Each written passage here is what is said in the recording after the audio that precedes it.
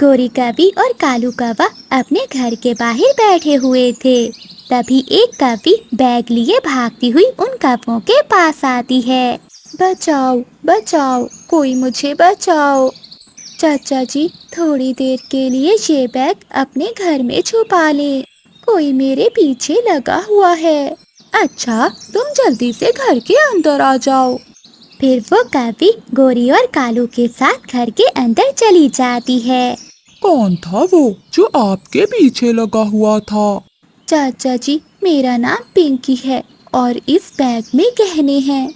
सुनहरी चील जो मेरे पड़ोस में रहती है, वो मुझसे ये गहने छीनना चाहती थी और मैं वहां से भाग आई। गहने? क्या इस बैग में गहने हैं? जी जी आंटी, इसमें गहने हैं।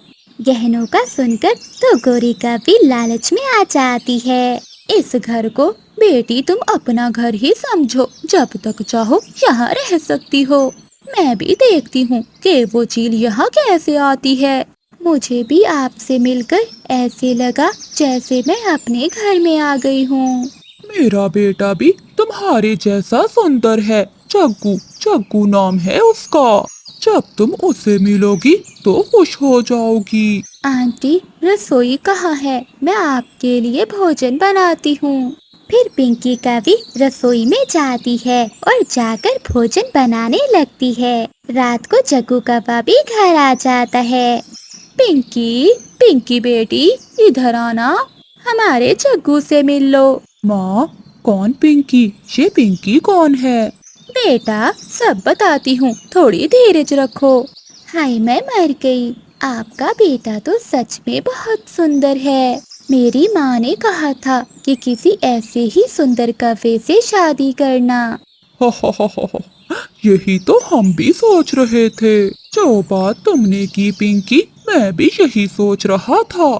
आंटी, मेरे गहनों वाला बैग कहाँ रखा है? वो सामने, मैंने वो बैग अपने गहनों वाले बैग के साथ रखा है। आपके पास भी गहने हैं आंटी? तो और क्या, मैं इस जंगल में सबसे अमीर कवि हूँ। बड़ा रानी हार है मेरे पास और सोने के झुमके भी। ये तो बहुत अच्छा हुआ आंटी, मैं भी अमीर हूँ और आप भी अमीर, हमारी अच्छी गुजरेगी। फिर वो कवि कुछ दिन कालू और गोरी की खूब सेवा करती है। वो घर की सफाई भी करती और भोजन भी बनाकर गोरी और कालू को देती। फिर गोरी कवि अपने बेटे जग्गू की शादी उस कवि से कर देती है। अब मैं आपको आंटी नहीं बल्कि सासू माँ कहूँगी। क्यों नहीं बेटी, अब तो आप मेरी बहू हो। मम्मा, पिंकी ने मुझे बताया है कि इसके पास ऐसे ही गहनों से भरा हुआ एक और बैग है। क्या? क्या सच है ये पिंकी? हाँ सासू माँ जी, मेरी माँ ने कहा था कि मैं ये गहने अपनी सासू माँ को दूँ।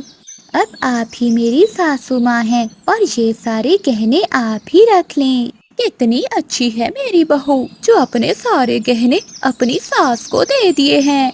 जीती रहे मेरी बहू। और ससुर जी के लिए क्या है? ससुर जी, जो मेरे पास दूसरा गहनों का बैग है वो आपका हुआ।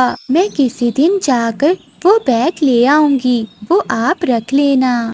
बेटी, किसी दिन क्यों, आज ही ले आते हैं। लेकिन ससुर जी, वहाँ मेरे घर के पास सुनहरी चील रहती है, वो मुझे देखते ही पकड़ लेगी। तुम हमें बताओ, कहाँ है तुम्हारा घर?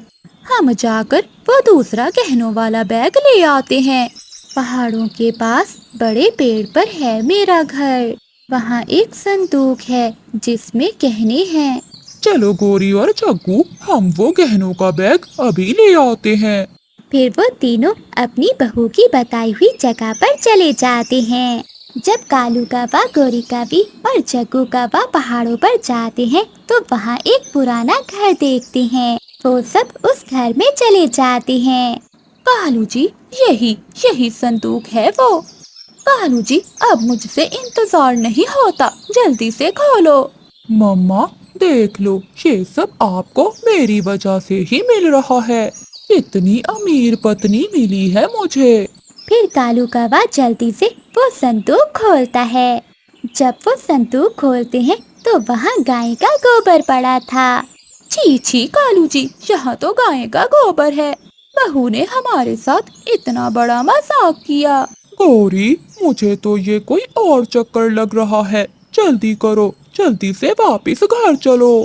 फिर वो सब जल्दी से अपने घर वापस लौटते हैं। दरवाजे खुले थे और अलमारी भी खुली थी। सब सामान बिखरा हुआ था।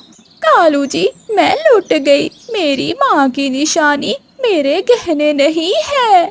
इसका मतलब बहू हमें चूना लगाकर सारे गहने लेकर भाग गई। मम्मा, मम्मा, ये सब भी मेरी वजह से हुआ है। नहीं जग्गू बेटा, ये हमें हमारे लालच की सजा मिली है। हमने भी ऐसी रह जाती कवि पर विश्वास कर लिया। दूर किसी जंगल में चिड़ियाओं का एक परिवार रहता था। उनके परिवार में दादी चिड़िया, मम्मा चिड़िया, बाबा चिड़िया और उनकी एक बेटी थी।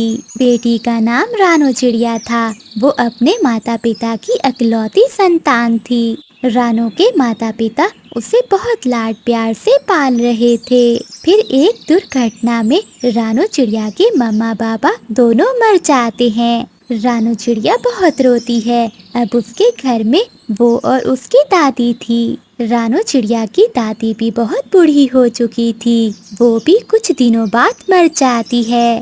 अब रानो अकेली रह गई थी। दादी माँ जी, आप भी मुझे छोड़कर चली गई।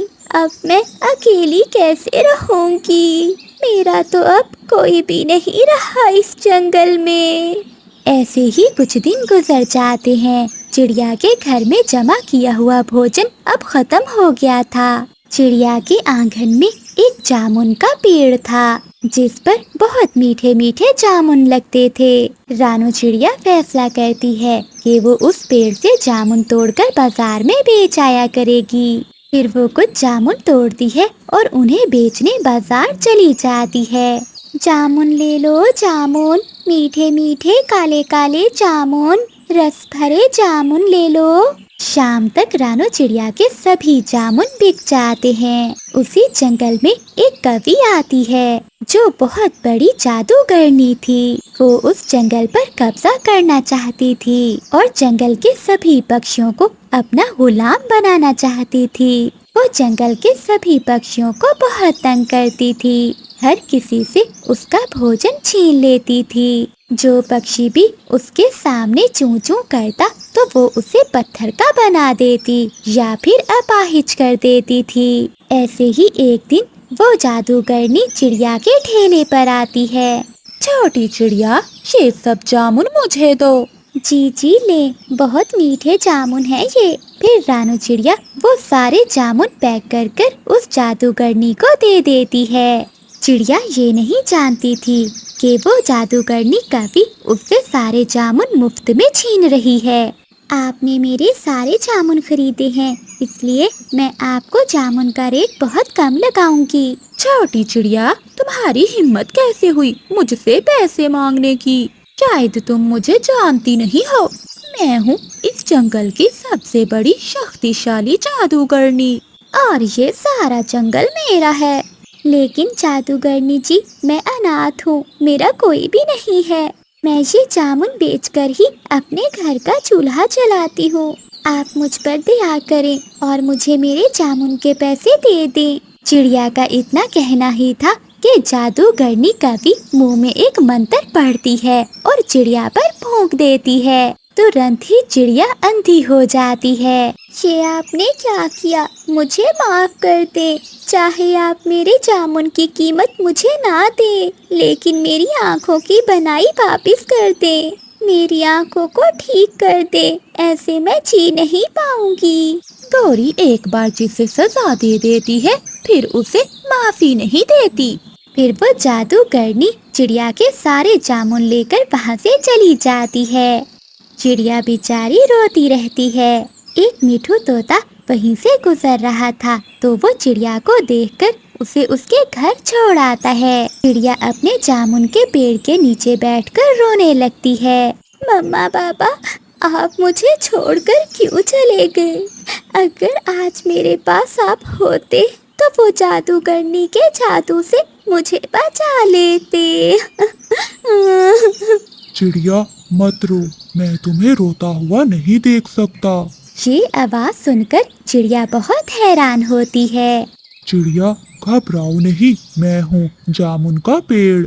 मैं कोई आम पेड़ नहीं हूँ, मेरे पास बहुत बड़ी शक्ति है। मैं तुम्हें ठीक कर देता हूँ। फिर जामुन का पेड़ अपनी शक्ति से चिड़िया की आंखें ठीक कर देता है। पेड़ जी, आपका बहुत बहुत धन्यवाद, जो आपने मुझे ठीक कर दिया। चिड़िया आज से तुम मेरे जामुन के घर में रहोगी। वहाँ तुम्हें जरूरत की हर चीज मिलेगी और मैं उस काली जादूगरनी को भी खत्म कर दूंगा।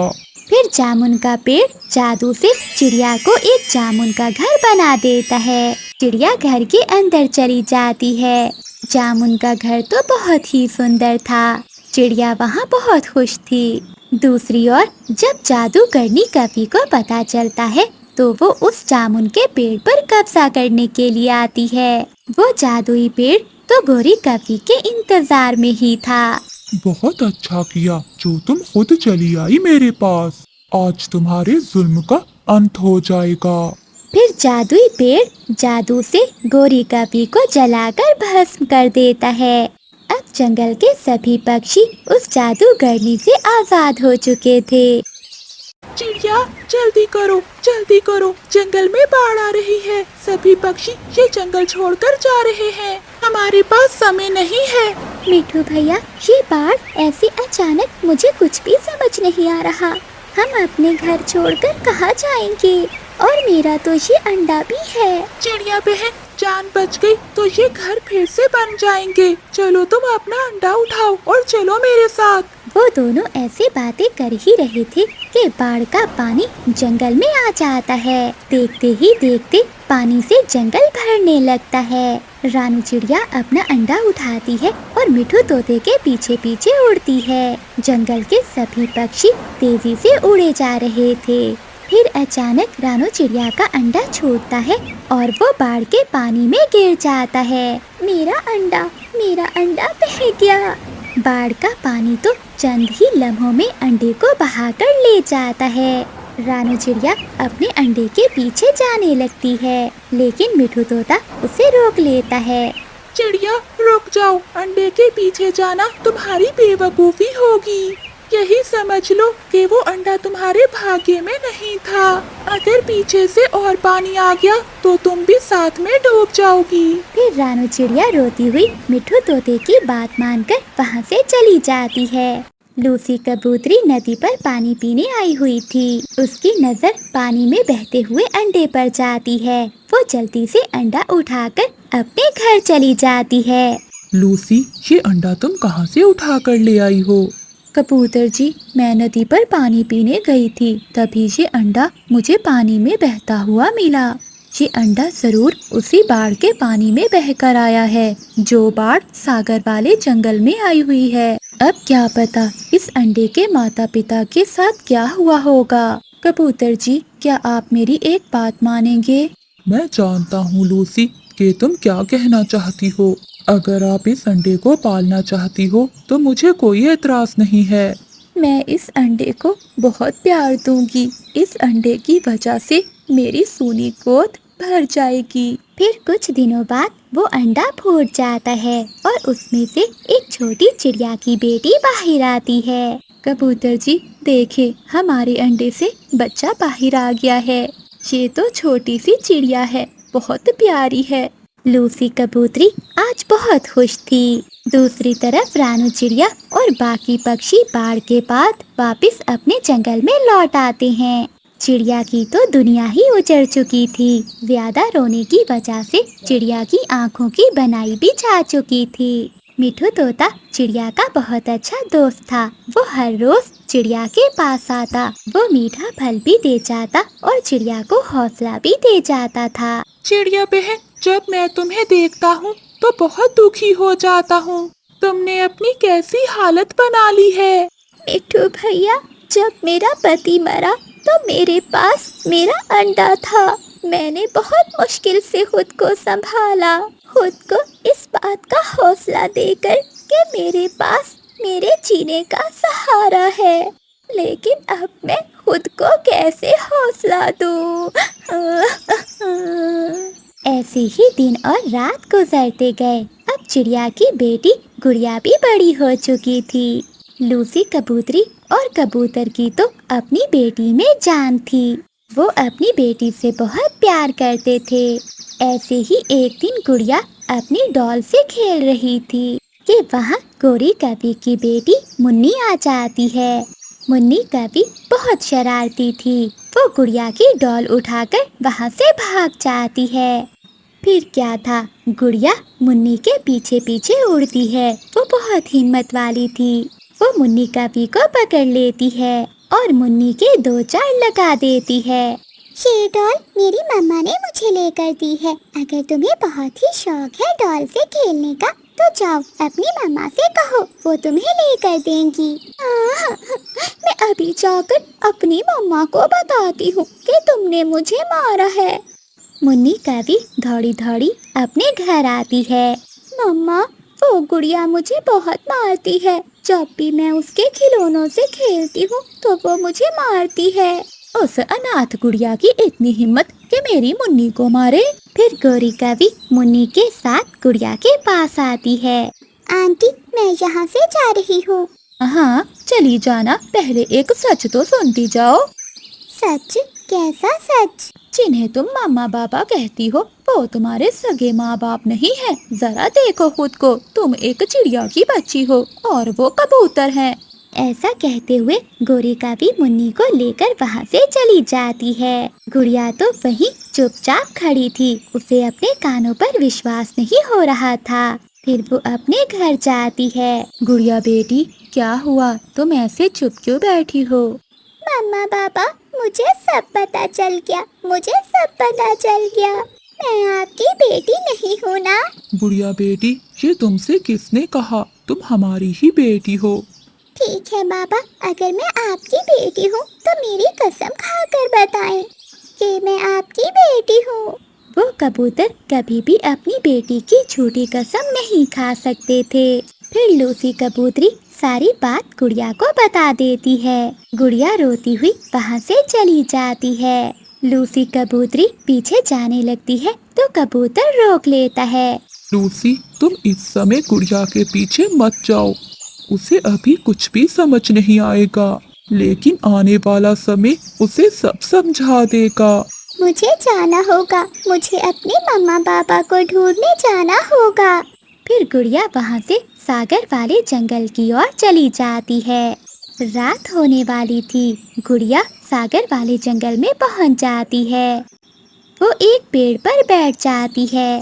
अब अंधेरे में उसे कुछ भी समझ नहीं आ रहा था कि वो कहाँ जाए। मिट्ठू तोता पास से गुजर रहा था। वो गुड़िया को बैठा देखकर वहाँ आता है। छोटी चिड़िया, तुम मुझे इस जंगल की नहीं लगती। बताओ तुम कहाँ से आई हो और कहाँ जाना है? अंकल, मैं इसी जंगल की हूँ, लेकिन मैं अपने मम्मा पापा से बिछड़ गई थी। पिछले साल जो इस जंगल में बाढ़ आई थी, मैं उसमें बह गई थी। कहीं ये चिड़िया की बेटी तो नहीं है? अंकल, आप क्या सोचने लग गए? कुछ नहीं बेटी, चलो मैं तुम्हें एक चिड़िया के पास लेकर चलता हूँ। शायद वो तुम्हारी मदद कर सके। फिर मिट्ठू तोता गुड़िया को चिड़िया के पास ले जाता है। चिड़िया बहन, ये छोटी चिड़िया आज ही आई है इस जंगल में और अपने माता पिता को ढूंढ रही है। पिछले साल की बाढ़ में इसके माता पिता इससे जुदा हो गए थे। बेटी, मेरे पास आओ। फिर गुड़िया रानू चिड़िया के पास जाती है। चिड़िया जैसे ही अपना पंख गुड़िया को लगाती है, मेरी बेटी। मिट्ठू भैया, ये मेरी बेटी है। जब मैंने इसे पंख लगाया तो मुझे वैसा ही एहसास हुआ जैसे मुझे अपने अंडे से होता था। गुड़िया भी रोती हुई अपनी मम्मा के गले लग जाती है।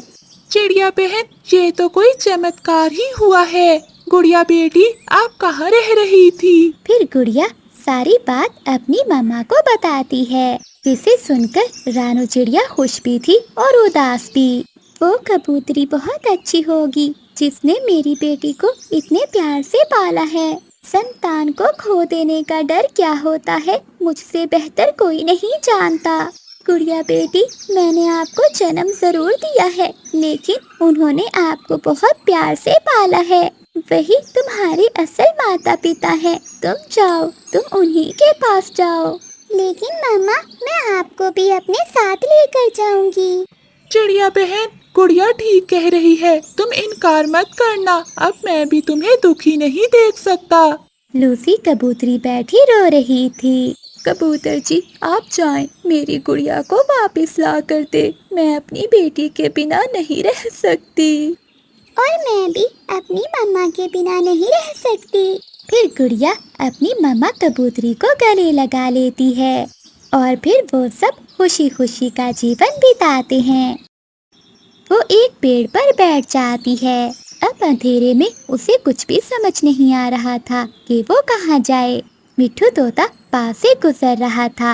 वो गुड़िया को बैठा देखकर वहाँ आता है। छोटी चिड़िया, तुम मुझे इस जंगल की नहीं लगती। बताओ तुम कहाँ से आई हो और कहाँ जाना है?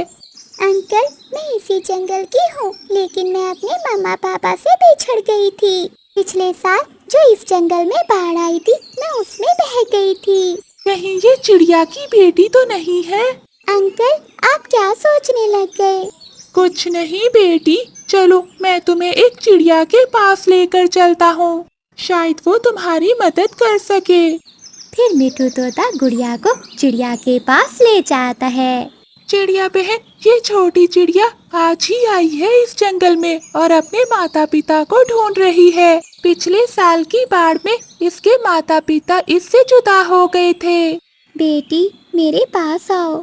फिर गुड़िया रानू चिड़िया के पास जाती है। चिड़िया जैसे ही अपना पंख गुड़िया को लगाती है, मेरी बेटी, मिट्ठू भैया, ये मेरी बेटी है। जब मैंने इसे पंख लगाया तो मुझे वैसा ही एहसास हुआ जैसे मुझे अपने अंडे से होता था। गुड़िया भी रोती हुई अपनी मम्मा के गले लग जाती है। चिड़िया बहन, ये तो कोई चमत्कार ही हुआ है। गुड़िया बेटी, आप कहाँ रह रही थी? फिर गुड़िया सारी बात अपनी मम्मा को बताती है। जिसे सुनकर रानू चिड़िया खुश भी थी और उदास भी। वो कबूतरी बहुत अच्छी होगी जिसने मेरी बेटी को इतने प्यार से पाला है। संतान को खो देने का डर क्या होता है, मुझसे बेहतर कोई नहीं जानता। गुड़िया बेटी, मैंने आपको जन्म जरूर दिया है, लेकिन उन्होंने आपको बहुत प्यार से पाला है। वही तुम्हारे असल माता पिता हैं। तुम जाओ, तुम उन्हीं के पास जाओ। लेकिन मामा, मैं आपको भी अपने साथ लेकर जाऊंगी। चिड़िया बहन, गुड़िया ठीक कह रही है, तुम इनकार मत करना। अब मैं भी तुम्हें दुखी नहीं देख सकता। लूसी कबूतरी बैठी रो रही थी। कबूतर जी, आप जाएं, मेरी गुड़िया को वापस ला कर दे। मैं अपनी बेटी के बिना नहीं रह सकती। और मैं भी अपनी मम्मा के बिना नहीं रह सकती। फिर गुड़िया अपनी मम्मा कबूतरी को गले लगा लेती है और फिर वो सब खुशी खुशी का जीवन बिताते हैं। गोरी कवि अपना दाना लेकर घर वापस आ रही थी कि रास्ते में तेज बारिश शुरू हो जाती है। ऐसी तेज बारिश में उड़ना बहुत मुश्किल है। मैं ऐसा करती हूँ, सामने वाले घर में जाकर आश्रय ले लेती हूँ। गोरी कवि सामने पेड़ पर बने हुए घर पर जाती है। घर का दरवाजा खुला था। कोई है घर में? अंदर से कोई भी आवाज नहीं आती। तभी गोरी कवि घर के अंदर चली जाती है। अरे, इस घर में तो कोई भी नहीं है। चलो, मेरे लिए तो अच्छा ही हुआ। अब मैं बारिश से बच जाऊंगी। फिर गोरी कवि घोंसले में लेट जाती है। आज तो कोई भी शिकार नहीं मिला। मैं ऐसा करती हूँ, अपनी बहन से जाकर पूछती हूँ। हो सकता है कि उसके पास कोई शिकार हो। वो बड़ी चील उड़ती हुई अपने घर आती है। बड़ी चील को घर में आता देखकर गोरी कवि की तो सांस ही रुक जाती है। वो डर के मारे अलमारी के पीछे छुप जाती है। चील अपना फोन उठाती है और अपनी बहन को कॉल करती है। बड़ी भूखी हूँ, क्या तुम्हारे पास कुछ खाने को है? छोटी, मैं तोते के घर की ओर जा रही हूँ, तुम भी आ जाओ। क्या तोते के घर में क्या छोटा बच्चा है? हाँ, तुम जल्दी से आओ, हम दोनों बहनें मिलकर तोते के घर में जाती हैं। गोरिका भी अलमारी के पीछे छुपी हुई चील की सारी बातें सुन रही थी। चील फोन रखती है और अपने घर से निकल जाती है। अरे, ये चील तो छोटे मिट्ठू को खाने जा रही है, मुझे कुछ ना कुछ तो करना होगा। गोरिका भी फोन उठाती है और कालू का नंबर मिलाती है। कालू कौवा अपना मोबाइल साइलेंट पर लगाकर आराम से अपने घोंसले में सो रहा था। अरे, ये कालू जी फोन क्यों नहीं उठा रहे? अब मैं क्या करूं? हाँ, चिड़िया को फोन करती हूँ, वो तोते के पड़ोस में रहती है, वो जरूर छोटे मिट्ठू को बचा लेगी। फिर गोरिका भी रानू चिड़िया को कॉल मिलाती है। चिड़िया, चिड़िया बहन, छोटे मिट्ठू को बचा लो, छोटे मिट्ठू को बचा लो। ऐसा कहते ही फोन कट हो जाता है। अरे, ये बैटरी भी अभी खत्म होनी थी। गोरी, क्या हुआ छोटे मिट्ठू को? मुझे तो कुछ भी समझ नहीं आ रही कि गोरी कहाँ है और क्या बात कर रही है। फिर रानू चिड़िया अपने घर से निकलती है और तोते के घर की ओर जाती है। छोटे मिट्ठू, आपके मामा पापा कहाँ हैं? आंटी, मेरे मामा और पापा दूसरे जंगल से दाना लेने गए हुए हैं। बेटा, आप मेरे साथ चलो, जल्दी करो। फिर रानू चिड़िया छोटे मिट्ठू को अपने साथ ले जाती है। बड़ी, मैं आ गई। छोटी चील भी अपनी बड़ी बहन के पास आ जाती है। फिर वो दोनों चीलें तोते के घर की ओर उड़ती हैं। गोरी भी मौका पाकर चील के घर से निकलती है। मिट्ठू जी, कब हम यहाँ से निकलेंगे? मुझे अपने बबलू की चिंता हो रही है। चिंता तो मुझे भी हो रही है। हमें ऐसे ही बारिश में उड़ना होगा, क्योंकि इस मौसम की बारिशें जल्दी नहीं रुकती। मिट्ठू और हरियाली के लिए तेज बारिश में उड़ना बहुत मुश्किल था, लेकिन वो अपने छोटे मिट्ठू के लिए उड़ते हैं।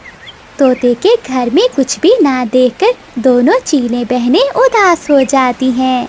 छोटी, मैं अभी थोड़ी देर पहले अपनी आँखों से देख कर गई हूँ, छोटा मिट्ठू अकेला बैठा हुआ था। बड़ी, वो अब कहाँ जा सकता है? फिर गोरिका भी मिट्ठू तोते के घर आती है और बाहर से दरवाजा बंद कर देती है और शोर मचाने लगती है। चील, चील, पक्षियों, मैंने यहाँ चील को बंद कर दिया है। मिट्ठू तोता और हरियाली तोती भी वहाँ पहुँच जाते हैं। गोरी, कहाँ है चील? तुम्हारे घर में। मेरा छोटा मिट्ठू, मेरा बेटा, मेरे बेटे को वो चील खा गई होगी। खिड़की से चील बोलती है। हमें जाने दो काफी, यहाँ कोई भी नहीं है, ये घर तो खाली है। फिर हमारा बेटा कहाँ गया होगा? मिट्ठू, मैंने चिड़िया को पहले ही फोन कर दिया था, लगता है चिड़िया छोटे मिट्ठू को अपने साथ ले गई है। तुम चिंता ना करो, छोटा मिट्ठू ठीक होगा। गौरी, हम वादा करती हैं, हमें बाहर निकाल दो, हम दोबारा यहाँ कभी नहीं आएंगी और ये जंगल छोड़कर दूर चली जाएंगी। मुझसे पक्का वादा करना, फिर ही मैं तुम्हें बाहर निकालूंगी। फिर वो चीलें वादा करती हैं और गोरिका भी घर का दरवाजा खोल देती है। वो चील बहनें वहाँ से भाग जाती हैं। मिट्ठू, चलो हम चिड़िया के पास चलते हैं। फिर वो तीनों चिड़िया के घर जाते हैं। छोटा मिट्ठू चिड़िया के पास बैठा हुआ था। अपने बेटे को सुरक्षित देखकर मिट्ठू तोता और हरियाली तोती खुश हो जाते हैं और गोरिका भी का शुक्रिया अदा करते हैं। गोरी, तुमने बहुत अच्छा किया जो ठीक समय पर ठीक फैसला किया। इससे तुमने अपनी जिंदगी भी बचाई और छोटे मिट्ठू की भी। मम्मा, क्या इस बार आप मुझे नई कार लेकर देंगी ना? और हाँ, मुझे एक नया बैग भी लेना है। और हाँ मम्मा, मैं भी आपसे कब से कह रही हूँ, मुझे भी डॉल लेकर दे। अगर इस बार आपने मेरे जन्मदिन पर मुझे डॉल ना लेकर दी तो मैं आपसे बात नहीं करूँगी। मामा चिड़िया चुपचाप बैठी अपने बच्चों की बातें सुन रही थी। वो अपने बच्चों से कैसे कहती कि वो तो बहुत गरीब है।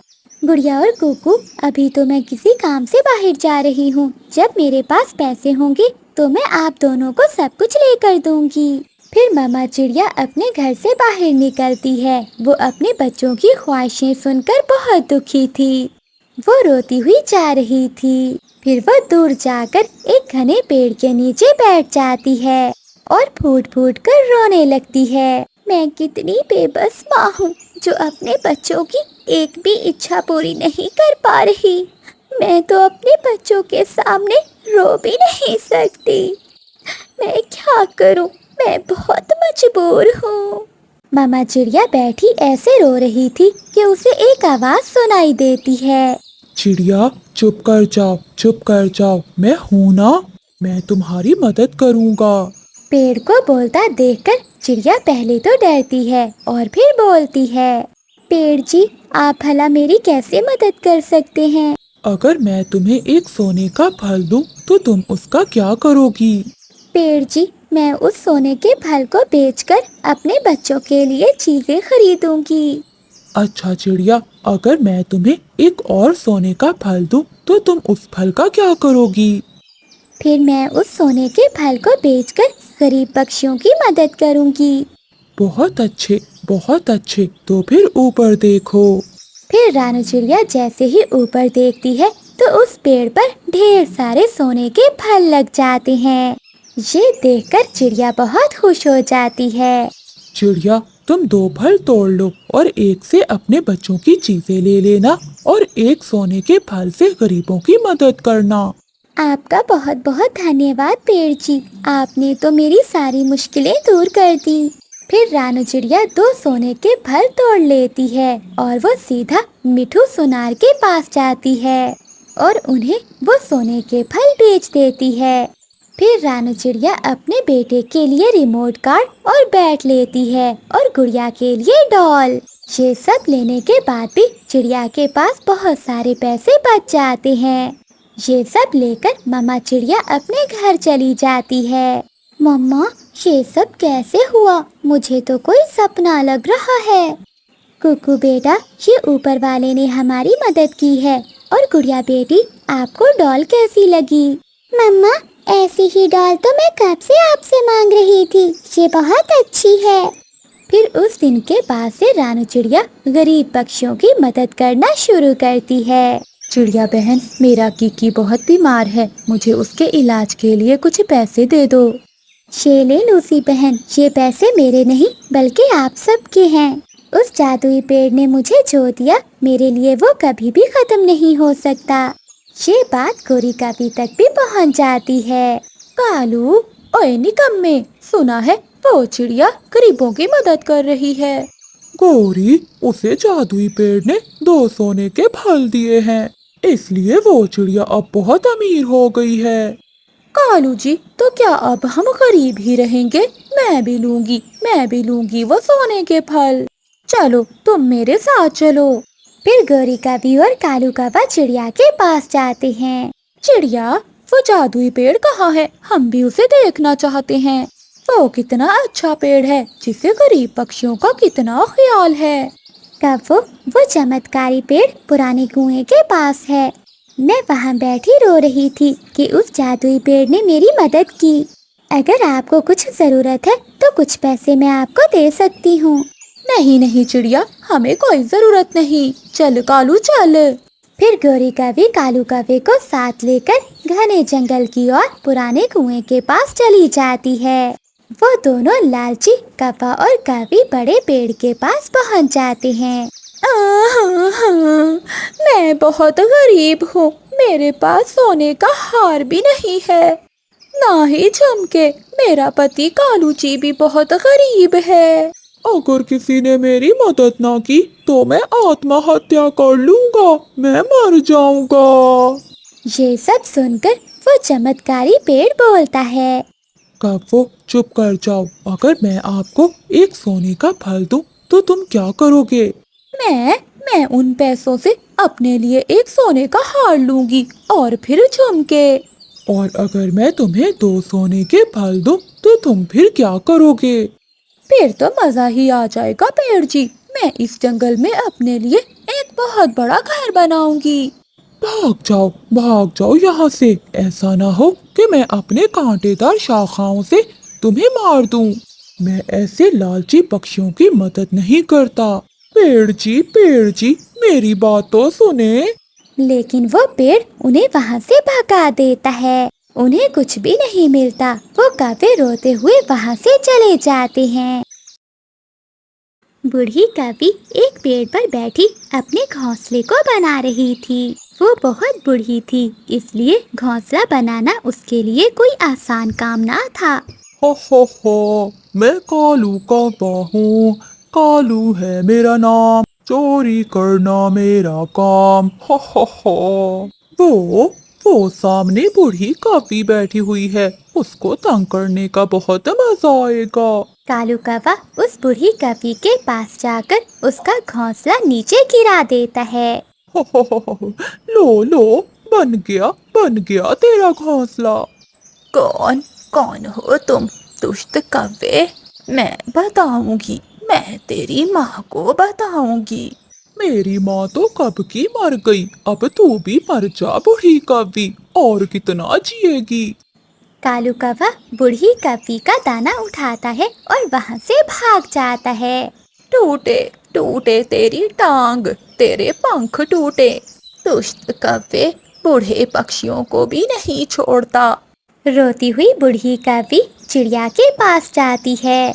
चिड़िया चिड़िया, अभी कोई जवान कौवा मेरे पास आया, उसने मेरा घोंसला भी तोड़ दिया और मेरा भोजन लेकर भाग गया। माँ जी, इस जंगल में एक ही कौवा है, कालू कौवा है उसका नाम। मुझे उसके घर लेकर जाओ, मैं उसकी माँ को सब बताऊंगी। माँ जी, वो कौवा अकेला ही रहता है। अभी पिछले महीने उसने अपनी पत्नी को मार मार कर जान से ही मार दिया। वो कौवा कभी नहीं सुधरने वाला, वो बहुत बुरा है। क्या करती बूढ़ी कौवी रोती हुई वहाँ से चली जाती है। खा पीकर कालू कौवा आराम से अपने घर में जाकर सो जाता है। दूसरे दिन बूढ़ी कौवी रोती हुई मिठू तोते के पास जाती है। मुझे न्याय चाहिए, कोई भी मेरी मदद नहीं कर रहा। उस दुष्ट कौवे ने मेरा घोंसला तोड़ दिया और मेरा भोजन भी ले गया। अब मुझे न्याय चाहिए। माँ जी, वो कौवा बहुत शक्तिशाली है, सब डरते हैं उससे। कोई पक्षी भी उस कौवे से बात नहीं करेगा। आप जाइए और जाकर अपना नया घोंसला बना लीजिए। बूढ़ी कौवी नाराज हो जाती है। एक दिन वो तुम सबको भी मार देगा। अगर ऐसा ही रहा तो वो बूढ़े पक्षियों को छोड़ तुम जैसे पक्षियों को भी नहीं छोड़ेगा। जितना डरोगे उतने बुरे वो काम करेगा। चिड़िया बहन, आज बूढ़ी कौवी मेरे पास आई थी, बात तो ठीक की उसने। अगर हम में से किसी ने भी कौवे को ना रोका तो वो एक ना एक दिन हमारे बच्चों को भी मार देगा। मिठू, क्या तुम मुझसे बात कर सकते हो? नहीं, मुझे उससे बहुत डर लगता है। तो ऐसे ही मैं भी बहुत डरती हूँ उससे। वो जिसे भी मारता है मार मार कर उसके पंख तोड़ देता है। सुनो मोटी बुलबुल, लाओ ये फूल मुझे दे दो। आज इनका रस मैं ही पी लेता हूँ। क्यों? सारा दिन मैं गर्मी में मरी हूँ, फिर जाकर मैंने ये फूल इकट्ठे किए हैं, अब मैं तुम्हें कैसे दे दूँ? तेरी इतनी हिम्मत कि तुम मुझे फूल ना दो? कालू कौवा आगे बढ़ता है। वो बुलबुल को नीचे गिराकर अपनी चोंच से मारने लगता है।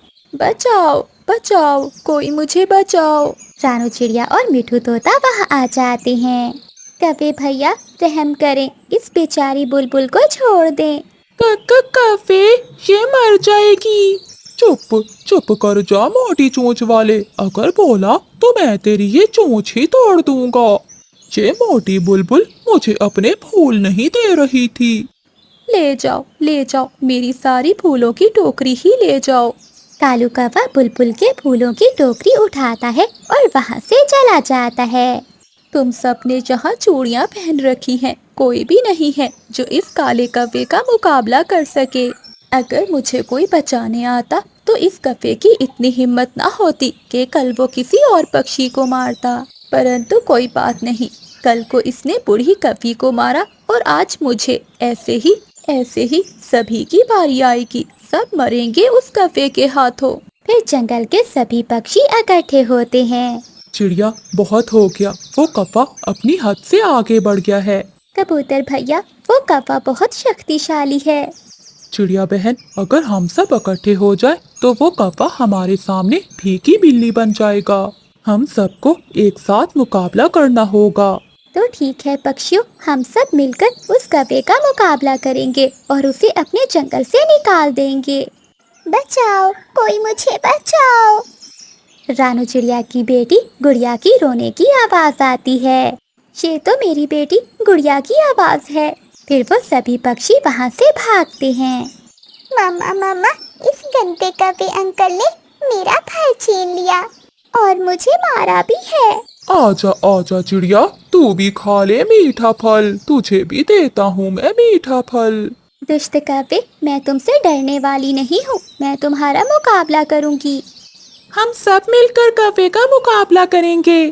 फिर सारे पक्षी मिलकर कालू कौवे पर हमला कर देते हैं और मार मार कर कालू कौवे के पंख तोड़ देते हैं।